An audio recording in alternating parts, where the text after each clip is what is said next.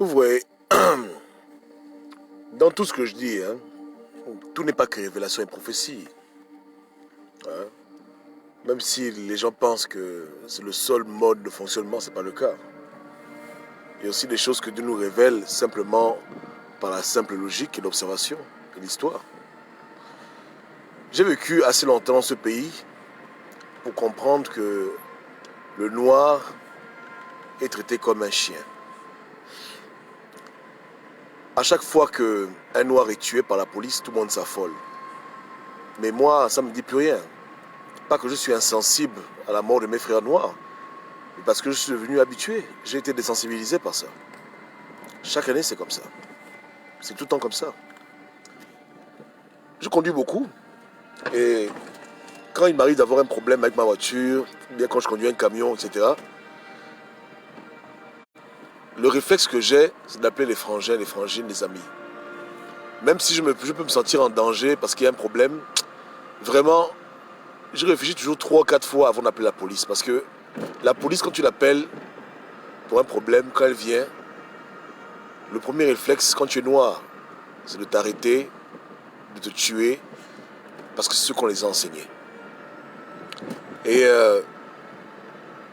tu vois ces choses, tu observes les comportements, et tu comprends qu'aux yeux de l'homme blanc, aux yeux des puissances, aux yeux des dirigeants de ce monde, le noir c'est le noir, le nègre c'est le nègre. Et si en Amérique, il n'a aucun respect pour le noir, malgré que le noir ait bâti son pays pendant 250 ans, de travaux forcés gratuits, c'est pas une bande d'Africains au Gabon qui réclament le vote, que les Blancs vont venir se déplacer pour faire des sanctions, pour enlever un système qui les arrange. Ouais, mais quand on est au Gabon et qu'on n'a pas un regard objectif sur le monde, les gens peuvent venir et blaguer les Gabonais, leur dire des sornettes, qu'ils n'ont pas 5 ans, ils auront le soutien de la communauté internationale, comme si depuis que le monde a été créé, la communauté internationale a déjà défendu un nègre. Dites-moi un peu, c'est pas nouveau, hein. Si je m'assois et que je passe en revue l'histoire des 5 dernières années, vous allez être surpris du nombre de personnes qui meurent, du nombre de Noirs qui se font tuer par la police, hein, par les forces de l'ordre, des gens qui sont en détention, qu'on retrouve morts le matin, des gens qu'on arrête en route dans les stops, après quelques secondes on les retrouve morts, ceux on leur fait des clés 14, ensuite ils agonisent, bref, la liste elle est longue. Il y a beaucoup de victimes. Et voilà pourquoi il y a des mouvements, comme la vie des Noirs est importante, qui se sont mis en place, parce que c'est un phénomène qui est là depuis. Mais tu ne verras pas l'ONU une résolution, tu ne verras pas une loi, les gens font le bruit, le chien aboie, la caravane passe. Donc, quand moi je vois des trucs comme l'histoire de George Floyd, moi, écoutez, je dis que voilà, les Africains qui sont au pays, nos frères au Gabon, ils pensent que les États-Unis c'est le paradis, et que l'homme blanc, il est civilisé, et que tout va bien, mais ils ouvrent les yeux. Donc si c'est le noir qu'on ne sauve pas en Amérique, c'est le noir qu'on va sauver au Gabon. Ou bien, si c'est le noir qui a abusé dans le pays dans lequel on l'a amené par la force, par le bateau. Hein? Le noir qui a travaillé, qui a fait les champs de coton, qui a développé l'économie américaine. Si c'est lui qu'on ne respecte pas aux États-Unis, c'est l'Africain qui est au Gabon, au fin fond de Koulamoutou, qui se lève parce que, soi-disant, il veut libérer son pays, à cause d'un vote à la con, que les Blancs vont respecter, qu'ils vont se tuer, ils vont donner de l'énergie pour qu'un vote soit respecté. Donc moi, quand j'écoutais ça à l'époque, je me suis dit, mais les gars sont fous. Ils disent quoi, Gabonais? Qu'est-ce que Pierre raconte aux gens? Que l'ONU va venir faire une résolution pour enlever le pouvoir à Ali Bongo. Comme si l'ONU se soucie des Noirs. Ça les intéresse, parce qu'ils savent qu'ils ont affaire à un peuple qui a la mémoire courte, à qui on peut mentir n'importe comment. Et tout le monde profite du manque de discernement du peuple. C'est un peuple qui croit seulement ce qui l'arrange. Parce que beaucoup de gens ne sont pas vraiment idiots. Ils sont juste de mauvaise foi. Voilà. Ils croient aux docs qui les arrangent. Ils croient aux mensonges qui les confortent. L'ONU a laissé le Rwanda rentrer en guerre civile. La France a laissé un génocide. Pendant un mois, ils n'ont pas voulu intervenir. Ils sont venus jouer les pompiers après. Il y avait déjà 1 million de morts. Aux États-Unis, on tue le noir tous les jours. Il n'y a pas de loi par rapport à ça. Il n'y a rien pour les protéger. Vous comprenez? Il y a toujours des bavures, des bavures, des bavures, des bavures. Je pense que la dernière fois, j'ai vu un homme qui était au sol. Hein? Il était aide assistant dans le domaine médical. Et il n'avait même pas d'arme, il n'avait rien. Il s'occupait d'un enfant handicapé, mais il a quand même reçu une balle.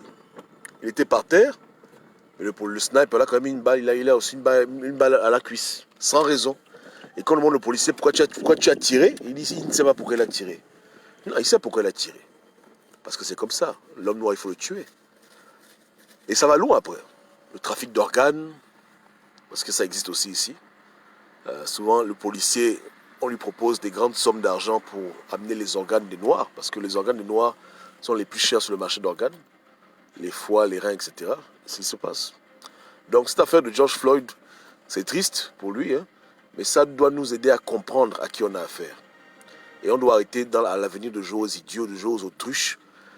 Hein? Lorsqu'on parle de communauté internationale, ceux qui sont au fin fond du Gabon et à qui on donne des faux espoirs que les Blancs vont venir vous sauver, franchement, un temps, il faut arrêter. Vous comprenez, non? Les Blancs, entre parenthèses, les colons, ils ne font rien sans rien. Tout ce qu'ils font, c'est par intérêt, et ça ne changera jamais. Tant que les leaders seront corrompus, leurs pays vont toujours au pays de la même manière.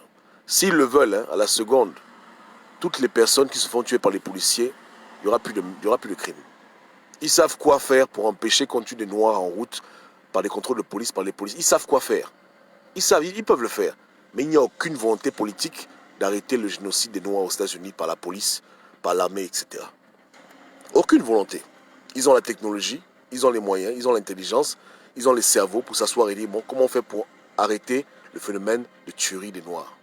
Même dans les quartiers, les Noirs se tuent un truc parce que dans ma ville, hein, c'est très grave. Chaque week-end, les gens meurent. Chaque week-end. Les coups de balles retentissent jusqu'au centre-ville. C'est une réalité. C'est comme l'Irak. C'est vraiment comme l'Irak. C'est comme l'Irak. Donc, c'est pour vous dire combien de fois le processus pour détruire l'homme noir ne s'est jamais arrêté. Et que nous, en Afrique, lorsqu'on voit des pays qui sont devant, comme les États-Unis, la France, etc., on doit simplement voir comment ils traitent leurs propres habitants noirs pour comprendre, par dérivé, qu'on ne peut pas attendre grand-chose de ces gens-là. Que l'Afrique se libérera quand les gens auront compris que c'est à eux de faire le plus gros travail, mais avec intelligence, bien sûr. Il n'y a rien à attendre des gens qui sont incapables de protéger ton frère noir dans leur pays. Ils ne feront rien pour ton foutu pays. Parce qu'on parle de l'ONU, on parle vraiment du Conseil de sécurité. Les autres pays, ils font de la figuration, tu vois. Hein? Les autres pays, c'est n'importe quoi. Les pays qui décident, on les connaît tous. Hein? La France, la Chine, etc. Le Conseil de sécurité qui décide. Et ils n'ont rien à cirer, papa. C'est des pays qui n'ont jamais rien fait pour le noir.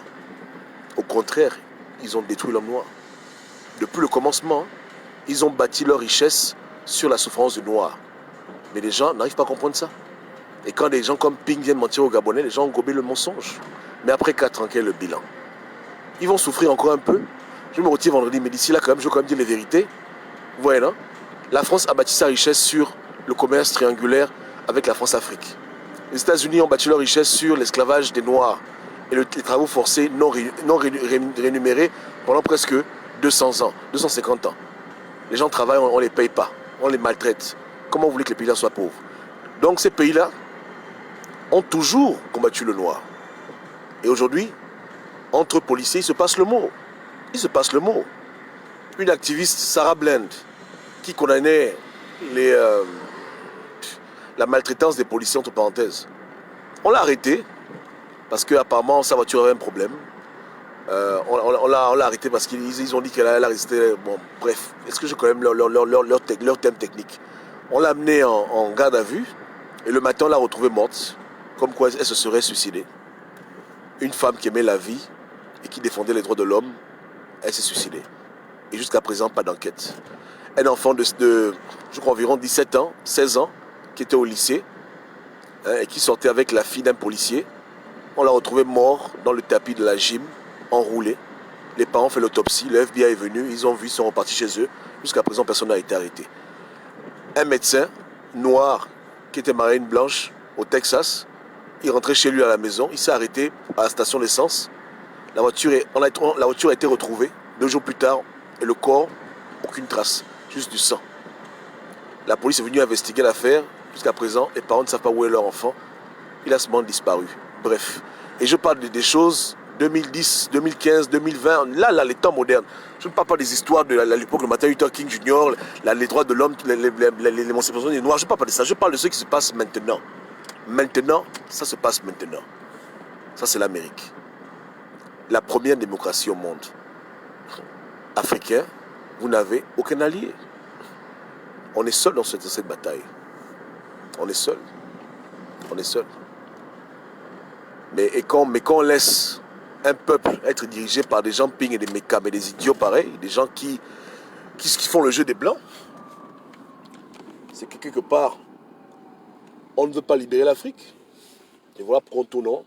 Ouais, parce qu'ils sont là pour toujours nous induire en erreur. Hein?